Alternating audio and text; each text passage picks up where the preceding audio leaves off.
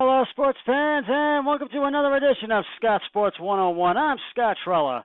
We'll talk Browns and NFL football and training camp, and talk about the game for Friday against the Tampa Bay Buccaneers. We'll talk traveling Major League Baseball and some Major League Baseball news. But first, here is today's Scott Sports 101 trivia question. How long was the shortest game in Major League Baseball history? I'll have the answer later on the broadcast. Excuse me. The Browns were at practice today, back at practice today at training camp in Berea, as they get ready to take on the Tampa Bay Buccaneers in Game 3 of the preseason at Raymond James Stadium in Tampa, Florida. For the second consecutive day, Cleveland's offensive players and some assistants ended practice with a few push-ups. The big difference between Tuesday and Monday, though, was the offense never got to a chance to execute its play to cap off a productive day of work. Flags flew and whistles blew when the ball was snapped, and it was initially believed that the defense jumped and committed some encroachment. But upon further review, it was the offense that was at fault, to say the least.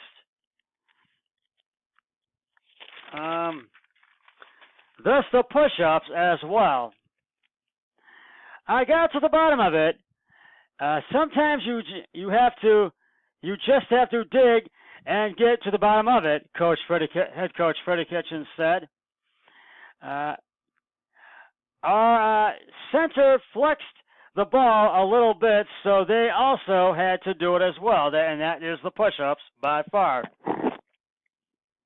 And the ending in reality wasn't what anyone wanted.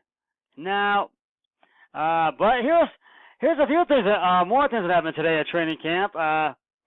Derek Willis caught a great pass from Baker Mayfield, and it was a defensive pass from Baker Mayfield. And Jalen Strong caught a one-handed touchdown pass from Baker Mayfield, which was awesome. And hopefully things will go better at training camp for the Browns tomorrow.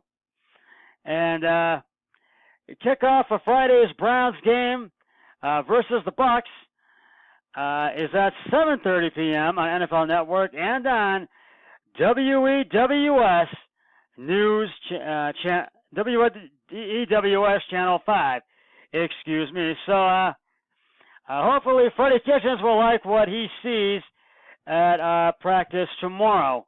And I got to admit, I think the Browns needed to do push-ups, and the offensive defense really needs to step it up and not have too many plays get messed up like that and have to do push-ups each and every practice.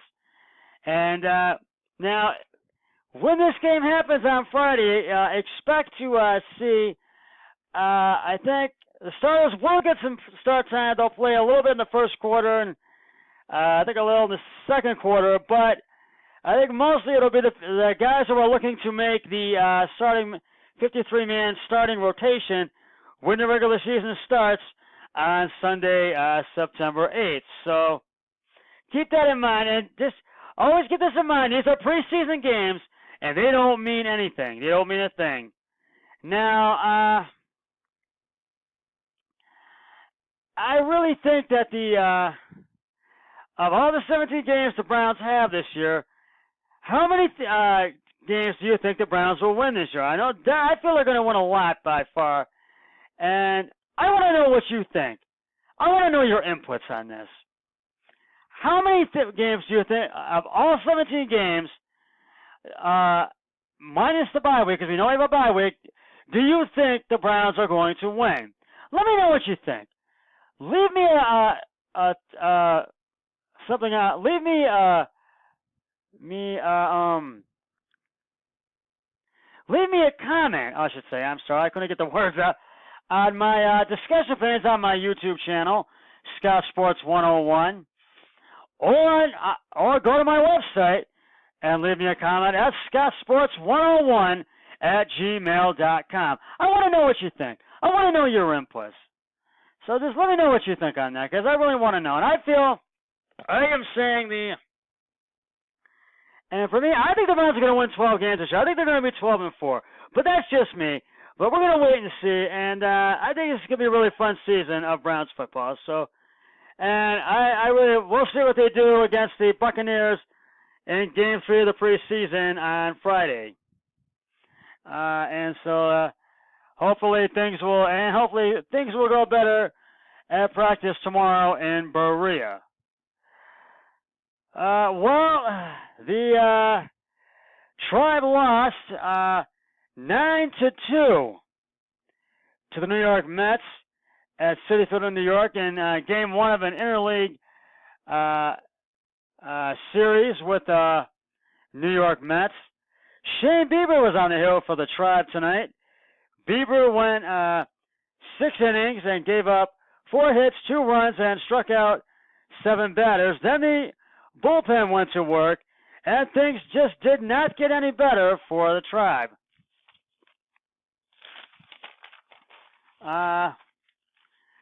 The Tribe's only 2 runs came in the 2nd and 4th innings, and so the Mets just really got the win in this one by far. The Tribe will be back at it tomorrow as they will play Game 2 of this 3-game interleague series with the New York Mets at Citi Field in New York.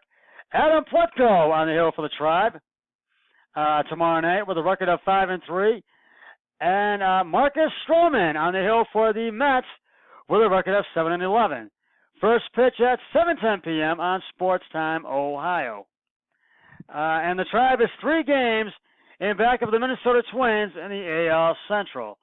So hopefully we can get back on a winning streak and really get back to being number 1. And we'll get to some Major League Baseball news regarding Corey Kluber in just a moment. But first, it is time now to reveal the answer to today's Scott Sports 101 trivia question. How long was the shortest game in Major League Baseball history? And if you said